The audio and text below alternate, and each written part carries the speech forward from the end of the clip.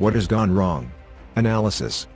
Since the beginning of its large-scale aggression against Ukraine, Russia has demonstrated relatively poor capabilities regarding its unmanned aerial vehicles, much poorer than one would expect given the extensive resources Moscow has dedicated to this aspect of its military.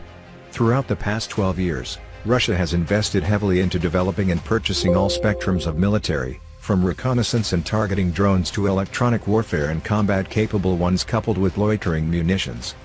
Nevertheless, the Russian armed forces, early on, faced a severe deficit of reconnaissance UAVs after just several months of fighting against Ukraine.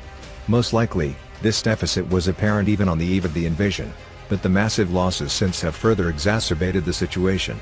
Overall, we have seen several instances of Russian forces using the Russian-made loitering munitions Lancet and KUB-BLA Life.Ru, November 9, and only a couple less effective examples of them using Orion combat drones UNIAN, April 9, EurAsia Daily, October 21. As a result of this deficit, hundreds of Chinese-made commercial drones including different models of the DJI Mavic have been purchased by volunteers from various Russian regions. EurAsia.News, October 10.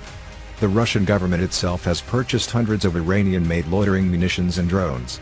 Nevertheless, the infusion of these supplies has not changed the situation on the battlefield. And the lack of necessary electronics and technologies, coupled with a dependence on imported components, are only a few of the causes here.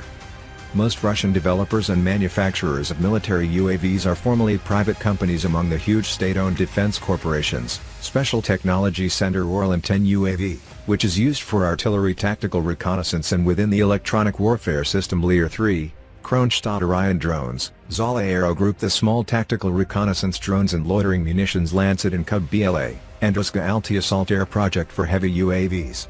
However, these entities were either affiliated with the Russian military from the start, such as the Special Technology Center, whose owners are directly affiliated with the Russian Armed Forces VAS.mil.ru, October 2022, November 2022, or were merged with those companies directly or indirectly affiliated with the state-owned defense corporations and the Russian government.